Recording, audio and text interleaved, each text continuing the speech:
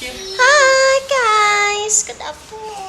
Hi guys, how are you? It's good? Say hi. Hi, hello. Hi guys. It's raining outside hello. guys, so we're here.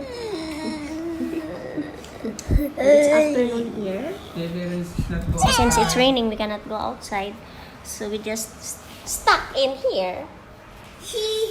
Home you pa? Stuck home you. Cheese. Sheep.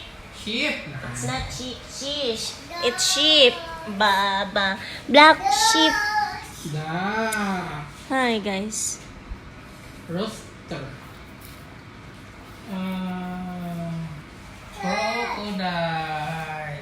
I'm stressed because of the political political issues, guys. I'm so affected, you know. My goodness. Sheep. What's happening now?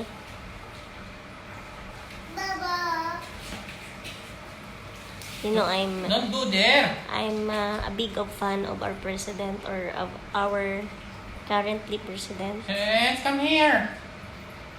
Tatay Digong. Renzo. And I'm sad because of the news. I don't know why. Renz. But I don't know. But it should be PBM and Come Sara here. Duterte. But Kangaroo. I don't know. I don't know Duck. what's the next move.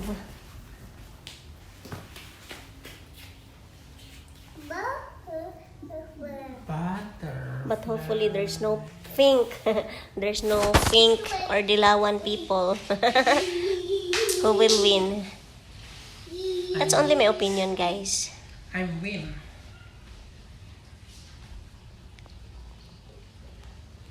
That's only my political opinion. Renz. You, how about you, Daddy? Or what? Who wants you to be? Who's your bet to be a president? Of course. BBM. What is the handle of good country? BBM. BBM. Yeah, BBM. But if Tatay Digongs will, will run for, will run again for president, then I will choose him. But since he didn't, then I will choose BBM.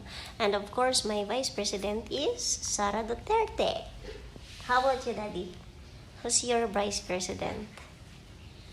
But you know what, guys? If Tatay Digong will run at any position, vice president or president, I will choose him.